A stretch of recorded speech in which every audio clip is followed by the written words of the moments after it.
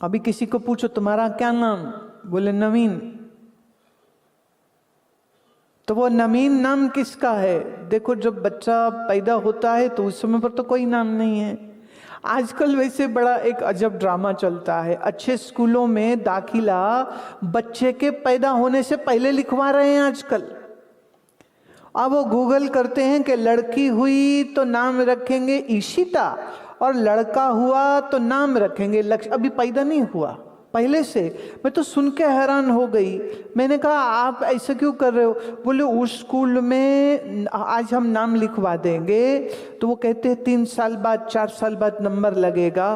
तो हम बच्चा पैदा इसी हिसाब से कर रहे हैं जिस हिसाब से बच्चा जब 3 का हो तो उसको उस स्कूल में एडमिशन मिल जाए। हाय, दिमाग खराब हो गया लोगों का। तो पर जब जन्म होता है तब उस समय पर उसके माथे पर कहीं नहीं लिखा हुआ है कि इसका नाम क्या होगा। तो नाम माता पिता परिवार नहीं, आजकल नाम गूगल देता है। लोग गूगल करते हैं क्या नाम रखें। और कुछ लोग हैं जो अपनी बच्चे की जो बुआ होती है उससे नाम रखवाते हैं, और कुछ थोड़े से समझदार लोग ऐसे हैं जो अपने किसी ज्योतिषी या विद्वान से नाम रखवाते हैं। और कई बच्चों का नामकरण तो मैं खुद करती हूँ, क्योंकि एक समय पर जब भारत में भ्रूण हत्या बहुत हो रही थी तो लगभग कोई 25 साल पहले मैंने ये संकल्प किया था कि तुम अपनी बेटियों को मारोगे नहीं, तुम गर्भपात नहीं करोगे, और तुम अपनी कन्या का स्वागत करोगे जैसे पुत्र का करते हो। और अगर तुम अपनी कन्या का स्वागत करते हो तो मैं हिस्सा ये देती हूँ कि तुम्हारी बच्ची का नामकरण मैं कर दिया करूँगी। और अभी पता नहीं कितने 100 लड़कियों का हम नामकरण कर चुके हैं। तो जब मेरे पास आती है, वो बच्ची गोद में है, 8 दिन के बच्चे, और एक तो बिल्कुल 24 घंटा पहले राजकोट में हुआ था। वो हॉस्पिटल से माता अपनी बच्ची को लेके आ गई, बोली आपने कल चले जाना है और फिर आप अमेरिका जा रहे हो तो मेरे बच्चे का नाम कौन रखेगा। तो बेटी को माने 24 घंटा मुश्किल से हुआ होगा, वो लेकर के पहुंच गई कि इसका नाम कर दो। अब जब मैं बच्चे को देखती हूँ, थोड़ा सा हम नाम अक्षर से ज्योतिष के अनुसार देख लेते हैं कि कौन सा अक्षर उचित रहेगा, कौन सा नक्षत्र, कौन सा ग्रह है।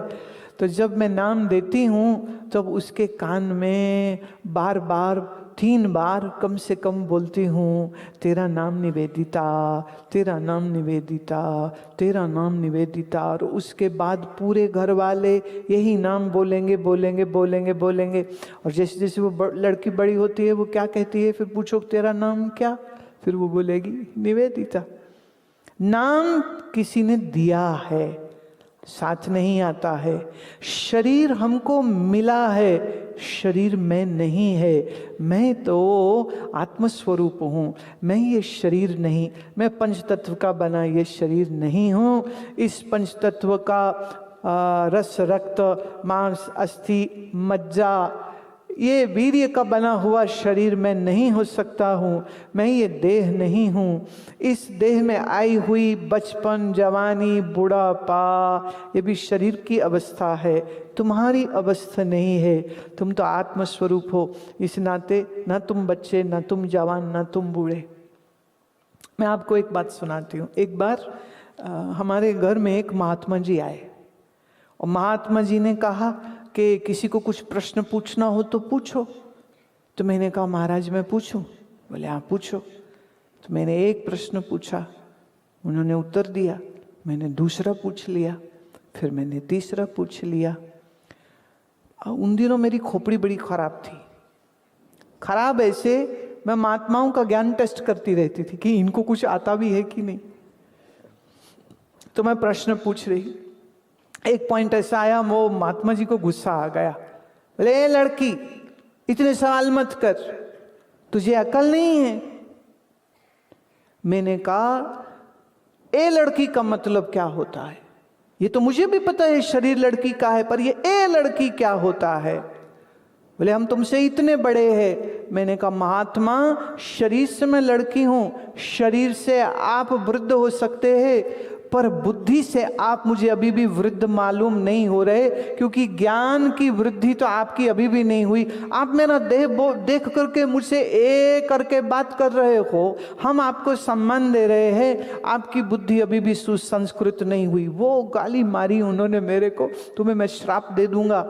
मैंने कहा महाराज, श्राप देने वाले आप कौन होते हो? कुछ तपस्या पहले कर लो, कुछ शक्ति पहले ले आओ, फिर दे देना श्राप। अभी आपके बस की बात नहीं है कि तुम मुझे श्राप दे सको।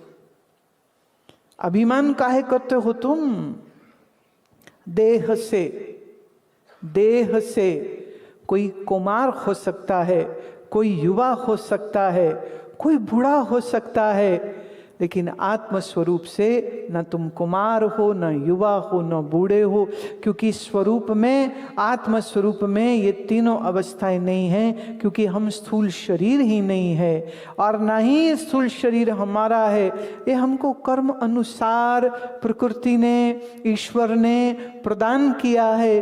इसलिए नहीं कि हम सिर्फ भोगते रहे, इसलिए नहीं कि हम संसार में वासना की अग्नि में जलते रहे, इसलिए नहीं मिला है कि सिर्फ खा पी करके हम मोटे होते रहे, इसलिए नहीं मिला है कि हम बहुत सारा धन जोड़ करके और फिर पागलों की तरह हम इस संसार में भटकते फिरे।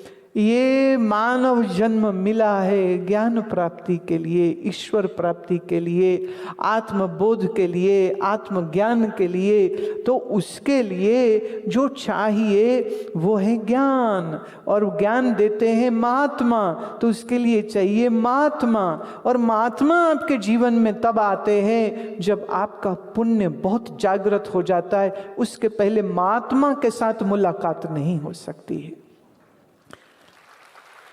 ये जो संतों की कृपा है, ये संतों का जो दर्शन है, ये दर्शन भी ऐसे नहीं मिलता है और सत्संग भी ऐसे नहीं मिलता है।